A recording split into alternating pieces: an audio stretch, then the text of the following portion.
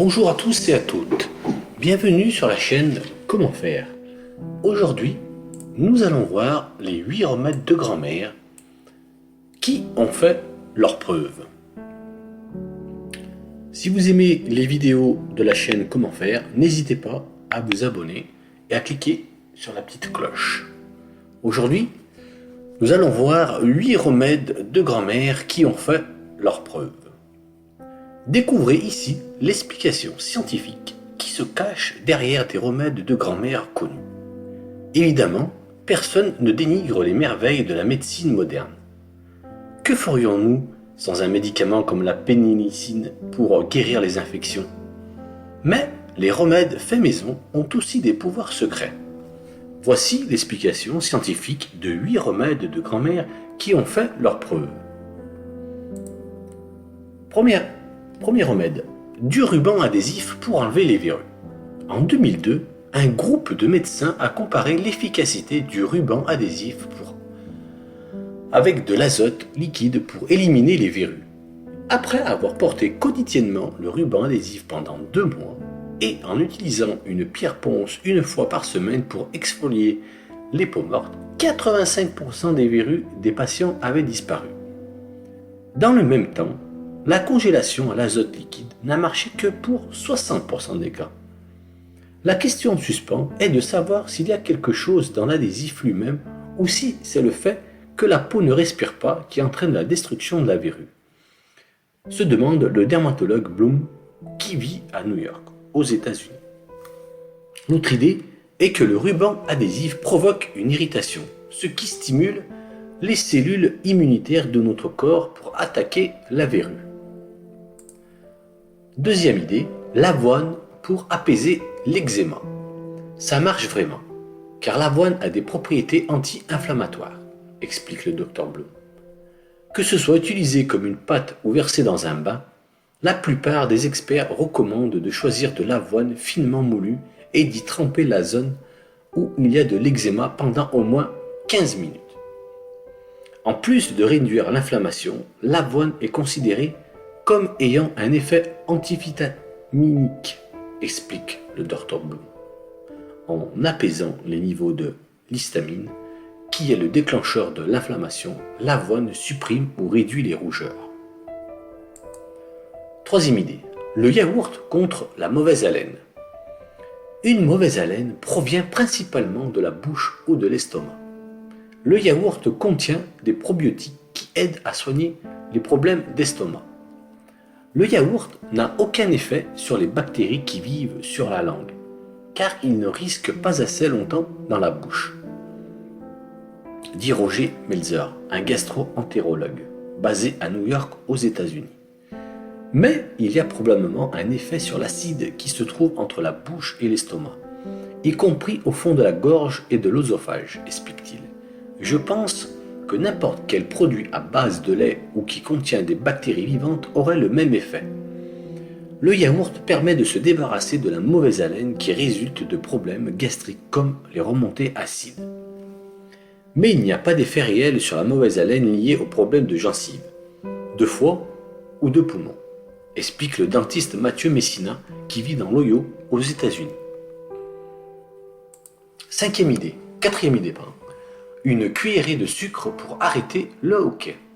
En 1971, Edgar Engelmann a mené une étude pour savoir si une cuillerée de sucre était vraiment un remède efficace contre le hoquet. Il a réuni un groupe de 20 patients avec un hoquet de plus de 6 heures, et pour 8 d'entre eux ayant un hoquet qui durait entre 1 jour à 6 semaines. Ensuite, chaque patient a reçu une cuillère à café de sucre blanc à avaler. Pour 19 des 20 patients souffrant d'un hoquet, la guérison fut immédiate. André Dubois, gastro-entérologue dans le Maryland aux États-Unis, indiqua alors dans le livre des médecins que le sucre agissait probablement dans la bouche en modifiant les impulsions nerveuses. Conséquence, les muscles du diaphragme arrêtent de se contracter et les spasmes du hoquet avec. Cinquième idée, le vaporub pour guérir les mycoses des ongles. Saviez-vous que frotter 1 ou 2 fois par jour les ongles avec du vaporub est un traitement efficace contre les mycoses des ongles? En cherchant sur internet, de nombreux témoignages personnels parlent de ce remède contre les mycoses. J'ai entendu beaucoup de patients dire que le Vaporub aide vraiment. Mais je ne sais pas exactement pourquoi, admet le Dr Bloom. Alors que certains affirment que c'est le menthol dans le baume qui tue les mycoses. D'autres pensent que c'est l'effet d'étouffement du gel épais. Dans tous les cas, en utilisant le Vaporub régulièrement, il a été montré qu'il peut non seulement se débarrasser des mycoses sur les ongles, mais aussi guérir un ongle de pied infecté, qui devient noir et finit par tomber. Et quand le nouvel ongle repousse, les mycoses ont disparu. 6e. Mordre un crayon pour guérir un mal de tête. Même si les médecins ne savent pas pourquoi nous le faisons, serrer les dents est un effet secondaire du stress. Selon Fred Scheftel, directeur du centre des migraines à Stanford aux États-Unis, quand nous serrons les dents, nous forçons et fatiguons le muscle qui relie la mâchoire aux tempes. Cela a pour conséquence de déclencher des maux de tête. En plaçant un crayon entre les dents sans le serrer, nous détendons nos muscles de la mâchoire, ce qui élimine les tensions et réduit la douleur. Sachez que ce remède fonctionne uniquement pour les maux de tête dus au stress. Il n'a pas d'effet sur les migraines ou maux de tête causés par des sinus congestionnés.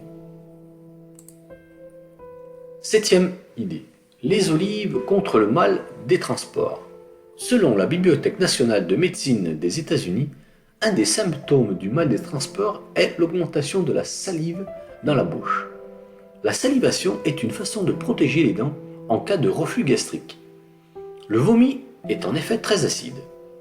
Le point néfaste est que cette plus grande salivation accroît le mal des transports. La solution, les olives qui contiennent du tanin. Lorsqu'il est libéré dans la bouche, ce tanin permet de réduire le surplus de salive. Résultat, le symptôme du mal de transport disparaît. À noter, ce remède n'est efficace que pendant les premiers stades de la nausée, lorsque la salivation commence à augmenter. 8e et dernière idée, l'eau salée contre le mal de gorge. Quand vous étiez enfant et que vous aviez un mal de gorge, votre maman vous faisait peut-être faire des gargarismes d'eau chaude salée. Eh bien, votre maman avait une bonne intuition. Selon Dr Hoffman, auteur du site internet The Medical Consumer Advocate, un mal de gorge est une réaction inflammatoire. Le remède, le sel qui contribue à diminuer l'inflammation et la douleur qu'elle provoque dans la gorge, il est conseillé de mettre une cuillère à soupe de sel dans un grand verre. Mais sachez qu'il vaut mieux en mettre trop que pas assez. Gardez à l'esprit que vous traitez les symptômes du mal de gorge et non la maladie, comme le fait remarquer le Dr Hoffman sur son site. Les effets du sel sont bien réels.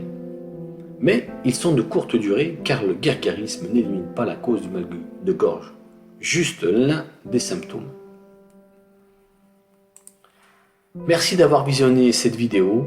N'hésitez pas à vous abonner à la chaîne et à bientôt dans de nouvelles vidéos. Merci et au revoir.